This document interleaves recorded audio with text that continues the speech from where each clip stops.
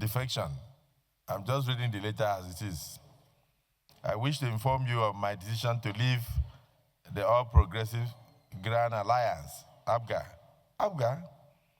I wish to inform you of my decision to leave the All Progressive Grand Alliance and join the African Democratic Congress. This is in line with our collective resolve to rescue and deepen the democratic system in our dear country, Nigeria.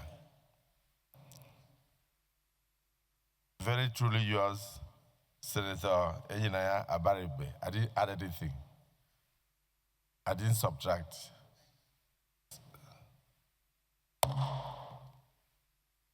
Note all those moving. Minority leader. Any option or a position where somebody is sacked from his party. Yes.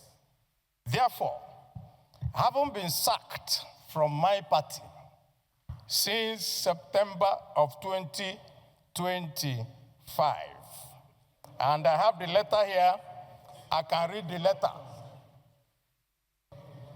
What please, else? Please. What he says very clearly, that provided there is a division, but there is nothing that says if you have been sacked. So you're no longer a member if you're sacked. And I have the evidence, I have the letters, and I have everything. That is for, you must belong to a political party.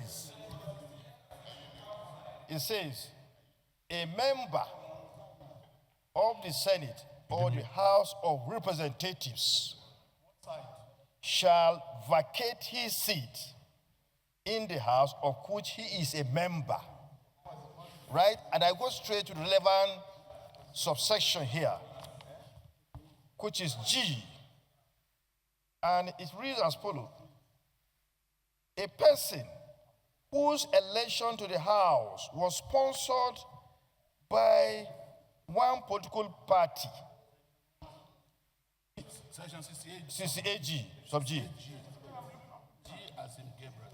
He becomes a member of any other political party before the expiration of the period for which that house was elected, provided that his membership of the latter political party is not as a result of a division, which is not applicable to ABGA, as far as I know, except when Ume provides otherwise.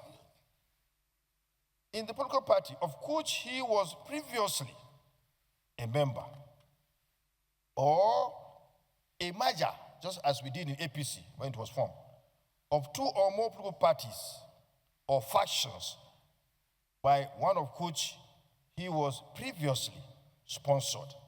Mr. President, this section implies that once you change your party and you are not in conformity with this subsection, then the Senate President will be the one to tell you you are no longer a senator.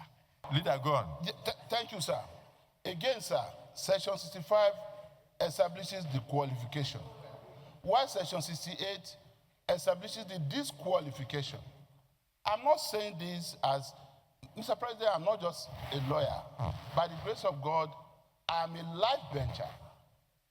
I know this law and I know what I'm talking about. Section 68, 1B had envisaged the situation that Senator Abaribe is in today. It says any other circumstance, that's including being sacked by your political party, that would have made you ineligible for election as a member. It is very clear. Again, as he said it, let us give Senator Abaribe an opportunity to withdraw his letter, and then we continue to see how we can manage having him in this chamber. Today, he's not a member of any political party. He's not part of the majority. He's not part of the minority side. Unless we are going to create a third aisle for people who don't belong to either the majority or the minority, which is not now envisaged by Aru, which the Constitution has said must not happen. Because if you are served by your party, that is a circumstance that would have rendered you ineligible to be elected in the first instance because you don't have a political party to sponsor you. Section 68(1)(b) addresses this issue very squarely. Thank you, sir. Finally, Senator Abaribe, you have spoken twice on this issue. You don't need to, you see, let me tell you why let me protect you.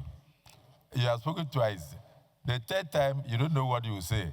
And then, just like I can now see that Senator Ome does not love you because he has tried everything to provoke the chambers. And yet, we refuse to be provoked because of the respect we have for you. So we will give you until our next sitting to reconsider or take a decision. Leader of the Senate, next item.